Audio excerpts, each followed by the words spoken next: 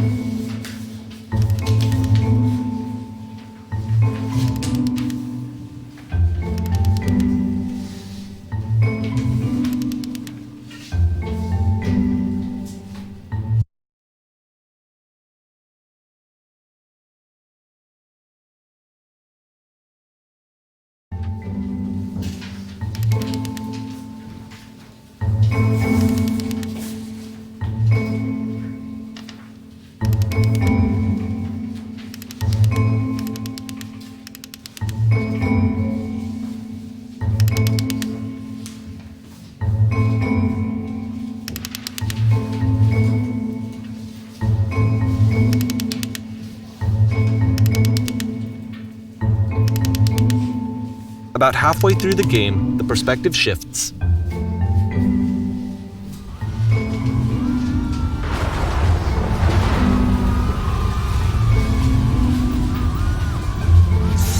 And you play and suddenly, you discover that your teacher is just as bigoted and afraid as you are. Oh, and also you can move around the classroom now.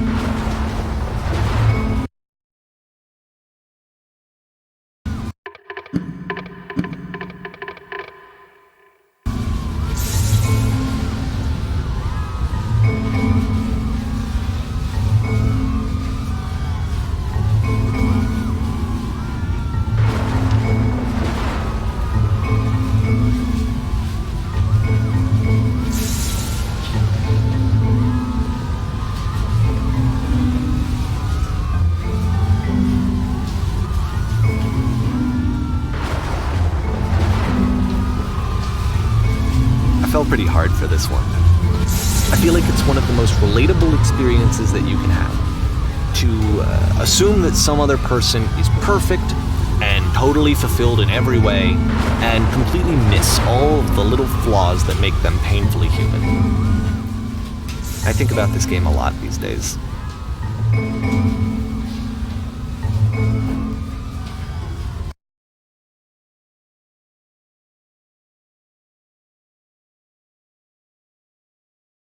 Coda to make. It was 4 months between this and the last one. That's twice as long as it took him to make any other game before this, and it's not like it's particularly complex, so I remember I found that a little strange at the time.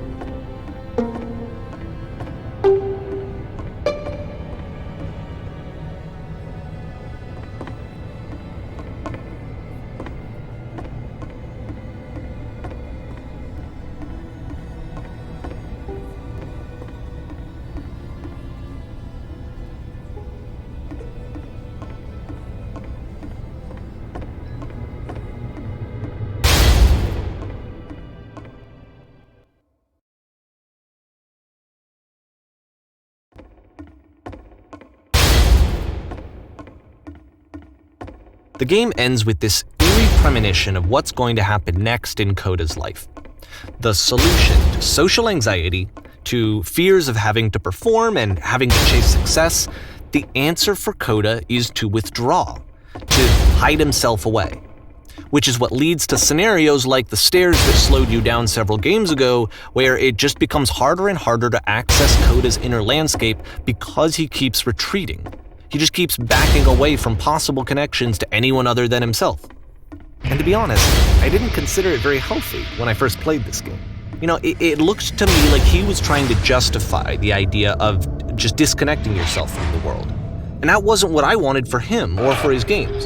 Because I feel like a lot of his games are inviting me to connect with this person, to bring him closer.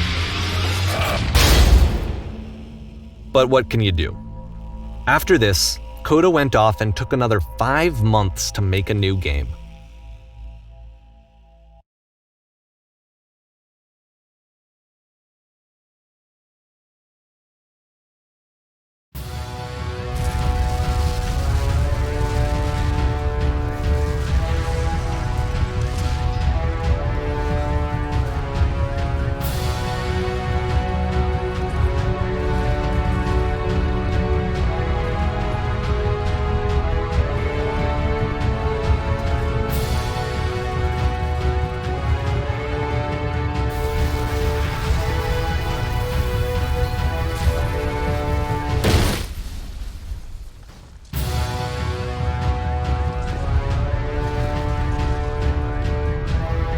You should probably open your eyes if you haven't already. It's pretty much impossible to solve otherwise.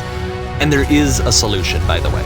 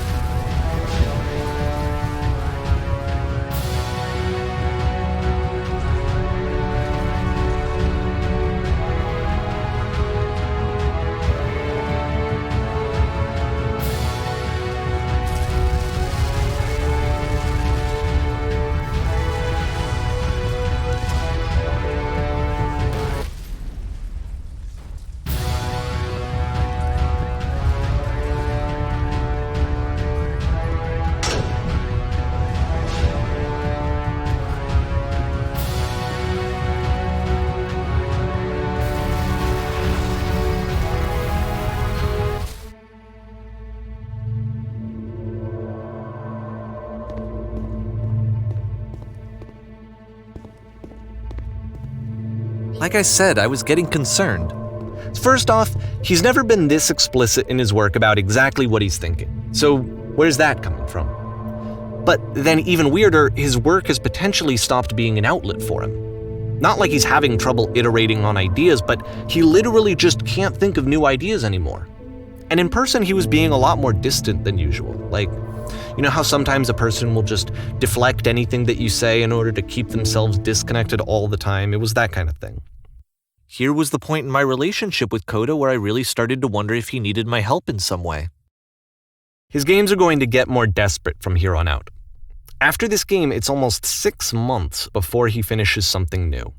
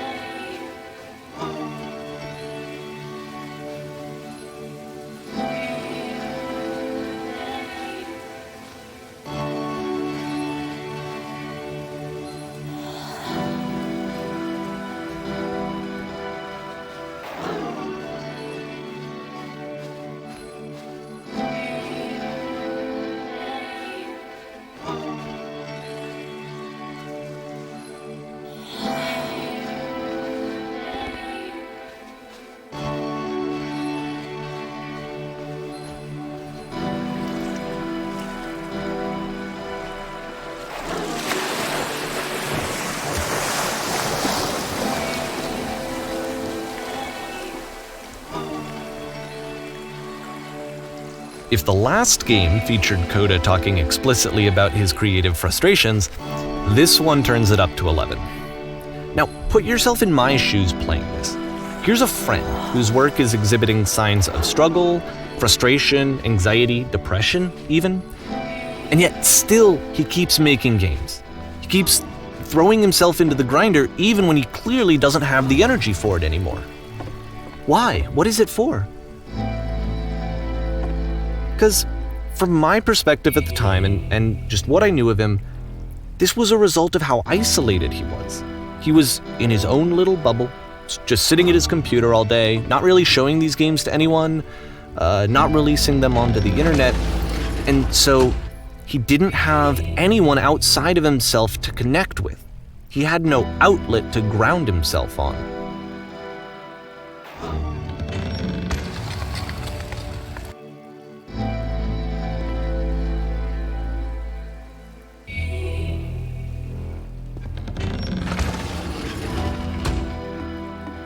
You can't talk yourself out of loneliness. It doesn't work that way. You can't be the one writing both the questions and the answers. Then there's no movement. Then there's no circulation. If all of your anxieties are being channeled into your work, then if the work ever fails, you have no backup and you're just going to crash.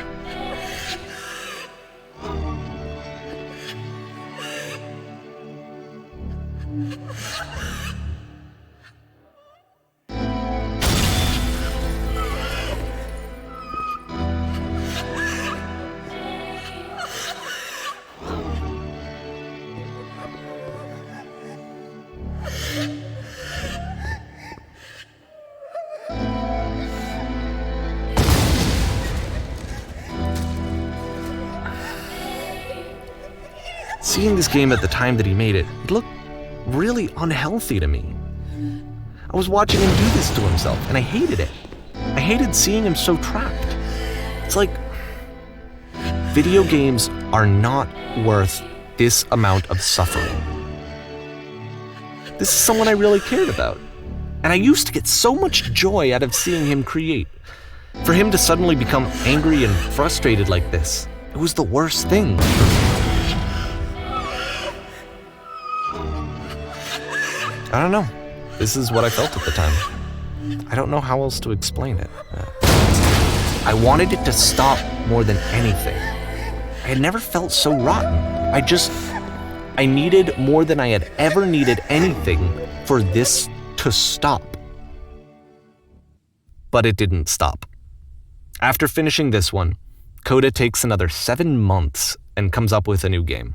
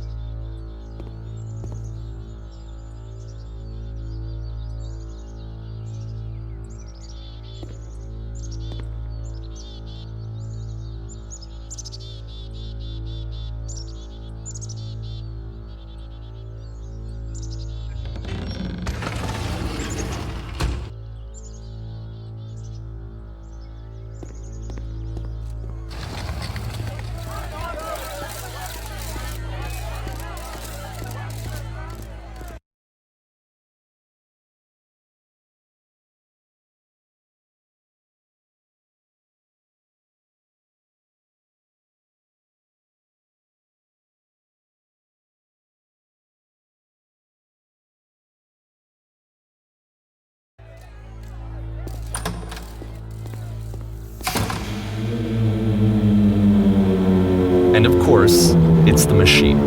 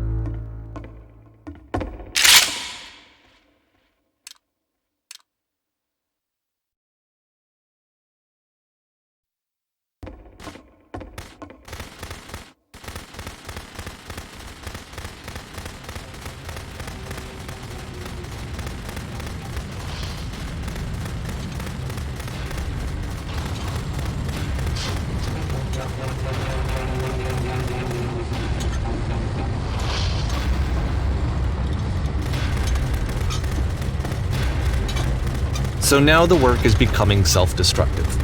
And I'll tell you, at the time that I first played this game, shortly after he made it, here's what I'm thinking to myself. I'm thinking that Coda is stuck in his own head, and that it's having a very negative effect on him, and that all he needs to do is just start showing his work to people, to get some actual feedback on his games. It might get him out of isolation. And so, as I'm thinking this, I realize that I could be the one to initiate it. Because it would never occur to Coda to start actively soliciting feedback, so what if I did it for him? If he could see the difference it would make to have more actual conversations with other human beings, would that bring him out of his mental spiral? Would it give him confidence in himself? Would it bring meaning back into his work?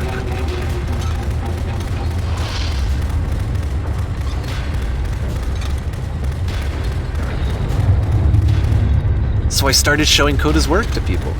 I took this one, and the islands which you just played, the theater, the notes, the house cleaning game, and some of the prison escape games. I brought them to people that I knew and trusted. I asked their opinions. And the great part is that they really loved his games. You know, the point of it all was just to give him some external reference point, but they genuinely loved his work. There was nothing for him to be afraid of.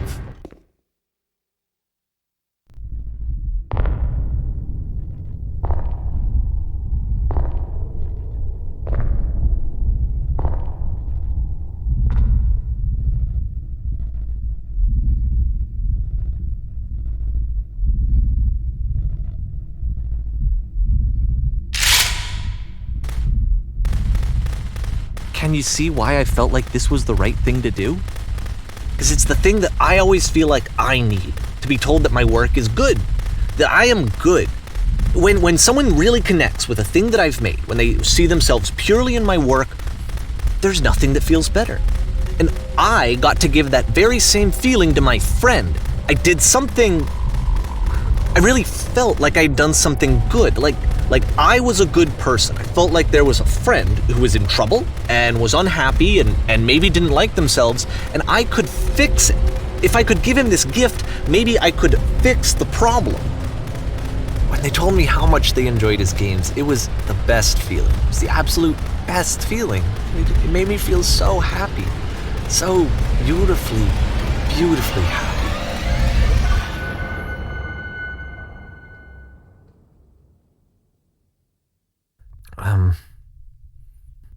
So anyway, Coda finishes this game, and then really he just kind of takes off for a while.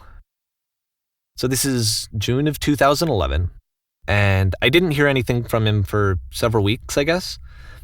And so out of nowhere, one day I get an email, and it's got a private link to a new game of Coda's. This one is called The Tower, and to my knowledge, it's the last game that Coda ever made. So let's take a look.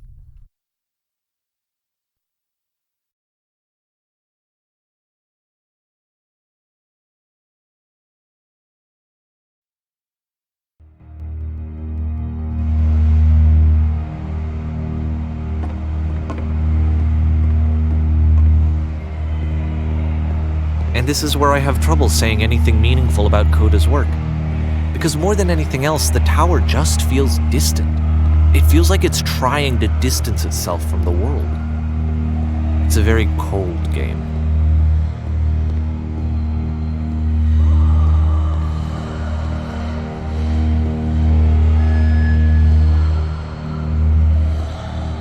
This room actually has a maze in it. Except that all the walls of the maze are invisible. And then every time you touch one of the walls, there's this awful flashing and noise, so the experience is really miserable. The game goes beyond not being meant to be played, it actually seems to despise the player for trying to play it at all. But I do want to show you the rest of the levels, so when you're ready to continue, press enter and I'll put a bridge over the maze.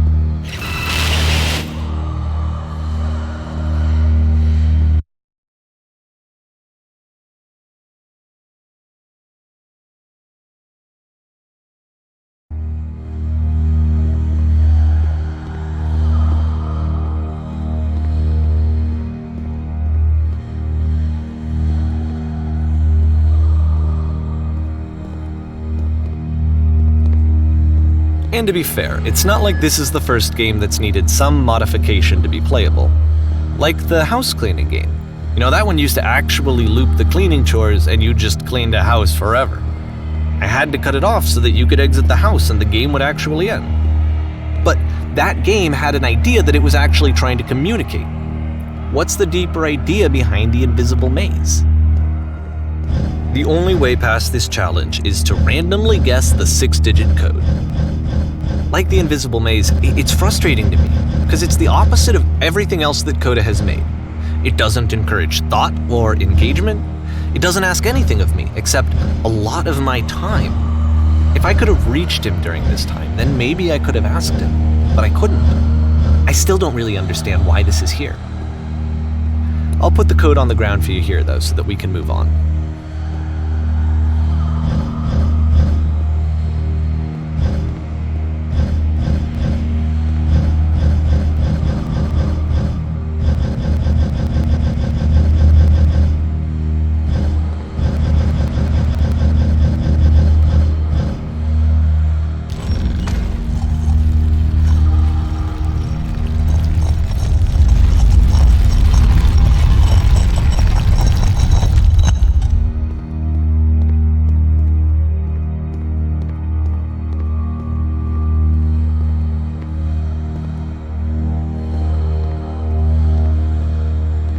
The switch to open this door is actually on the other side of the door, meaning that it's literally impossible to solve from this side. So even if you somehow brute forced your way through the first 2 challenges and you got to this point, there's actually just no way to progress. And it's scary for me, the idea of Coda cutting himself off entirely, just saying, that's it, that's the end of the conversation, not giving me any way to fix the problem. I feel like a failure, I guess, when I can't fix the problem. But I can open this door for you, so let me do that. Was I a failure for not understanding this game? I mean, I don't know why I would be. It's not like everything needs to have a solution, but I feel it somehow. I feel like I failed, and I don't understand why. I remember, it's June of 2011. I'm playing this for the very first time, and as I'm playing, I'm thinking to myself, I don't know this person. I have no idea who this person is. It wasn't the guy I knew, it wasn't my friend. I had come to so many conclusions from looking at all of his work up to this point, and then suddenly none of them... I had been trying to, though. That was the thing. For years I was trying to get to know him, to understand who he actually was and what he stood for. I asked him so many times to please just tell me what his games mean to him. I asked him please to tell me what the 3 dots mean. And he wouldn't.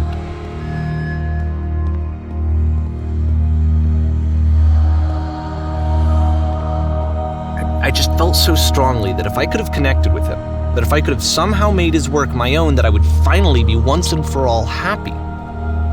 It was that I needed to see myself in someone else. I needed to be someone other than me. But he stopped and left, and it felt somehow like I had failed.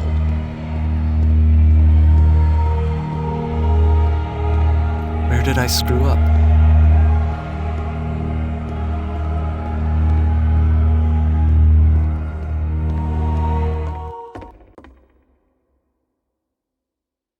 I'm the reason that you stopped making games, aren't I? It's because of what I did. I poisoned it for you.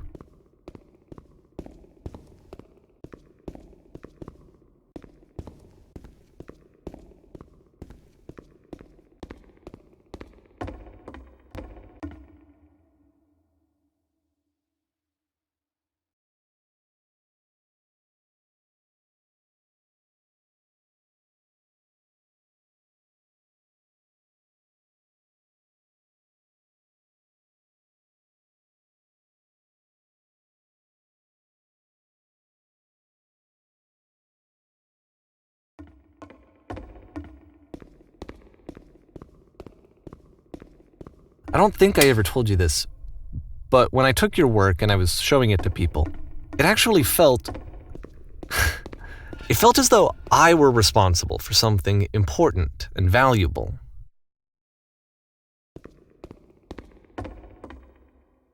And the people who played them, they treated me like I was important.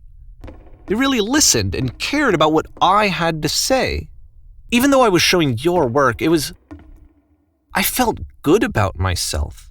Finally, for a moment, while I had that, I liked myself.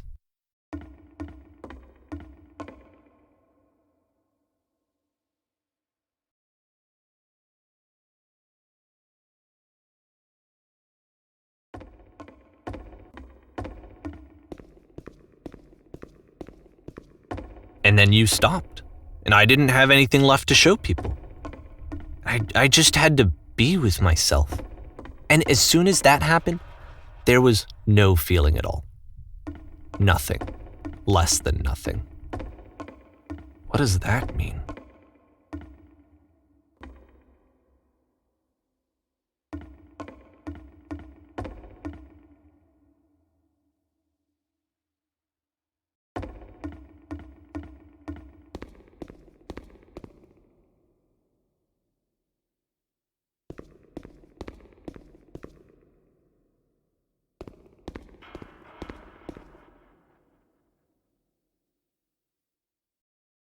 I'm afraid that I did something really stupid because I don't like myself.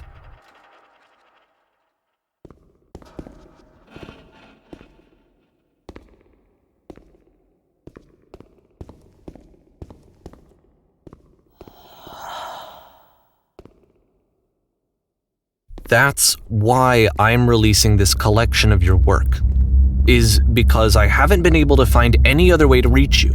I've tried everything. And so a part of me has hope that if I put this compilation out into the world, and if I put my name on it, that maybe enough people will play it so that it'll find its way to you, so that I can tell you that I'm sorry. I know I screwed up. If I apologize to you truly and deeply, will you start making games again? Please, I need to feel okay with myself again. And I always felt okay as long as I had your work to see myself in. I mean, is something wrong with me? Because I know that I did an awful thing, and I'm doing it again right now. Like, I'm showing people your work, but I can't stop myself from doing it. That's how badly I need to feel something again, like I'm an addict. There has to be something wrong with me. Can I apologize? What if I tell you I was wrong? Will that work? Will that fix it? I don't know. I don't think it will, but there's nothing else that I can do. Just tell me what you want. I'm sorry. I'm sorry. Please, start making games again. Please help me. Please give me some of whatever it is that makes you complete. I want whatever that wholeness is that you just summoned out of nothing and you put into your work. You were complete in some way that I never was. And I want to know how to be a good person. I want to know how not to hate myself. Please. I'm fading, and all I want is to know that I'm going to be okay.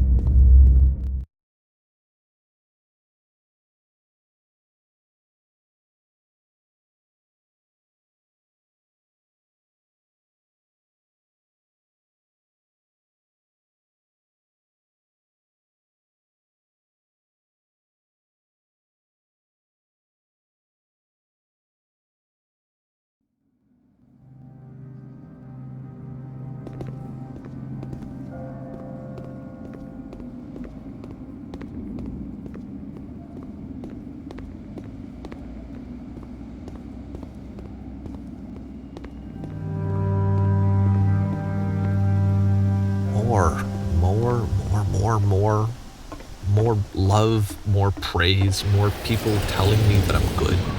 Always more. It's like a disease.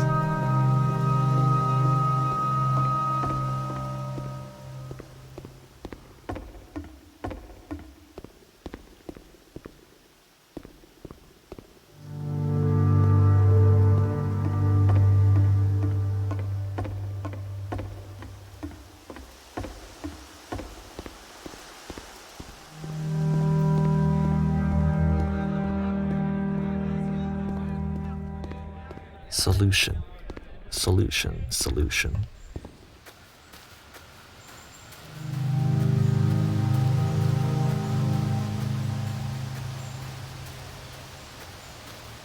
guess if someone had told me ahead of time that he just really enjoyed making prison games, maybe I wouldn't have thought he was so desperate. I wouldn't have told so many people that he was depressed. Maybe he just likes making prisons.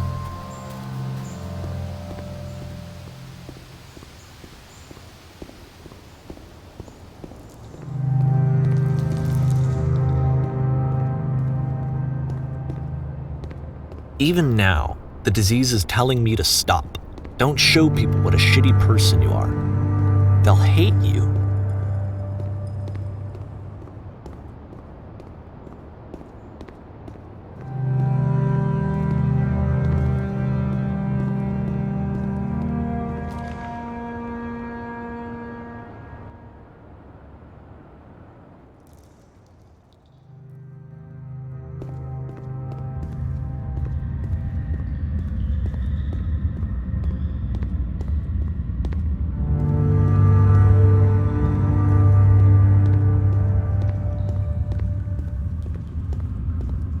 If I knew that my life depended on finding something to be driven by other than validation, what would that even be? It's strange, but the thought of not being driven by external validation is unthinkable. Like, I actually cannot conceive of what that would be like.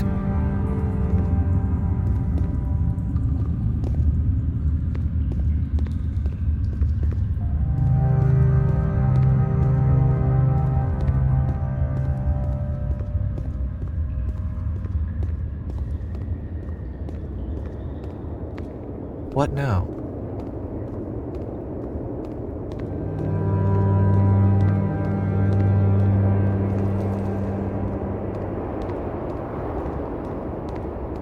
I think I need to go. And I'm sorry, because I know that I said that I would be here and I would walk you through this, but I'm starting to feel like I have a lot of work to do. I have a lot that I need to make up for, and so I'm just gonna... Okay.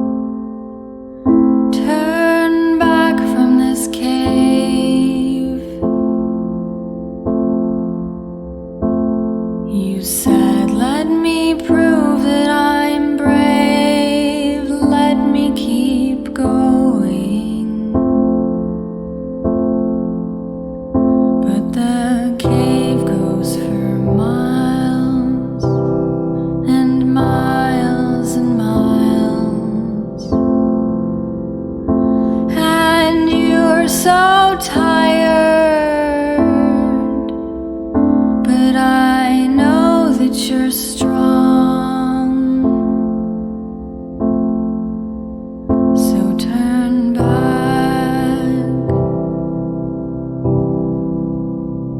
turn back.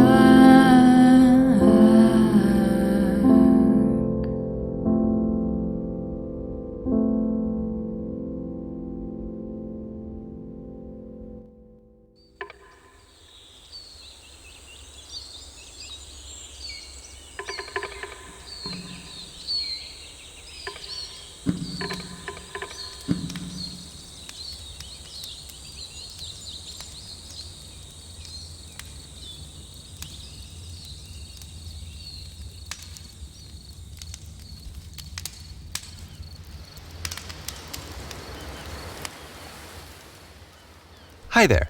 Thank you very much for playing The Beginner's Guide. My name is Davey Reedon. I wrote the Stanley Parable, and while that game tells a pretty absurd story,